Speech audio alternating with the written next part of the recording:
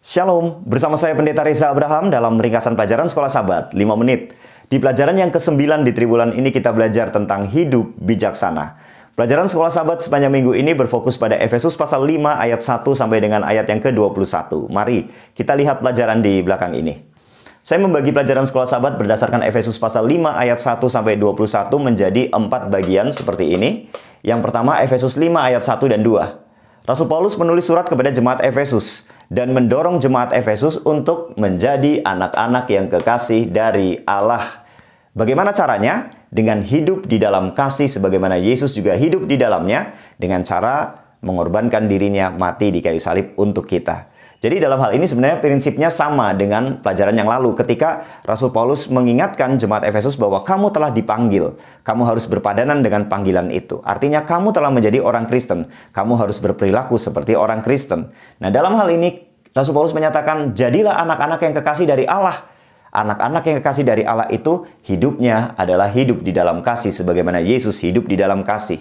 Maka dalam hal ini Rasul Paulus menjadikan Yesus menjadi pusat center atau teladan. Kamu harus hidup di dalam kasih karena kamu adalah anak-anak kekasih Allah. Itulah sebabnya hidup di dalam kasih, kamu harus mencontoh Yesus menjadi teladan dalam kehidupanmu.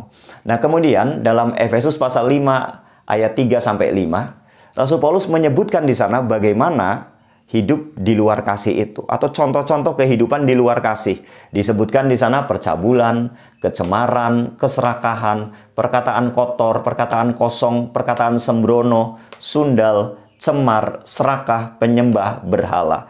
Inilah contoh-contoh yang disebutkan oleh Rasul Paulus bahwa hidup di luar kasih itu seperti ini.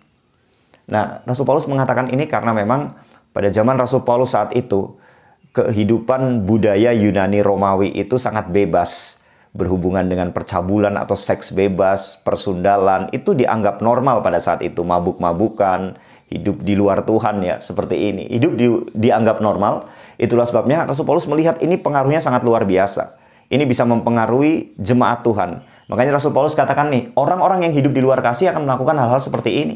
Itulah sebabnya maka Rasul Paulus menghubungkan di sana tidak mendapat bagian di dalam kerajaan sorga. Ketika melakukan hal ini, karena hidup di luar kasih, maka itu tidak mendapat bagian di kerajaan sorga. Rasul Paulus mengingatkan bahwa kita akan masuk ke dalam kerajaan sorga, kehidupan kekal. Tapi ketika melakukan hal ini, maka tidak mendapat bagian di kerajaan sorga. Ini yang disampaikan oleh Rasul Paulus sehubungan dengan kehidupan kekal.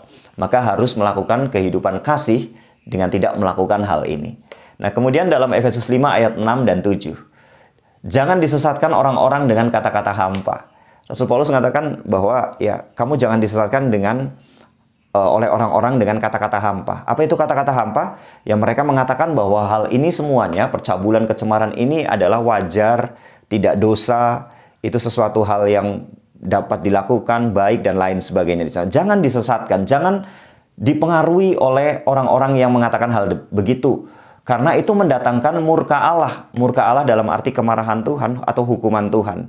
Jadi kalau orang hidup di luar kasih dengan melakukan hal ini, maka Tuhan marah.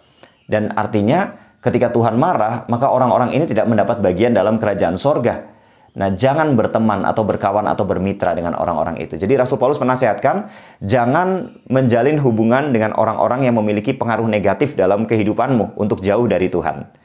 Nah, kemudian di bagian terakhir, Efesus 5 ayat 8 sampai dengan 20, Rasul Paulus menyebutkan di sana hidup sebagai anak-anak terang.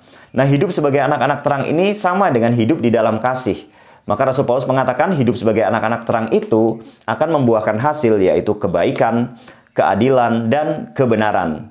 Kemudian tidak bebal tetapi arif dalam arti bijaksana hidupnya. Kemudian mempergunakan waktu yang ada karena hari-hari ini adalah jahat.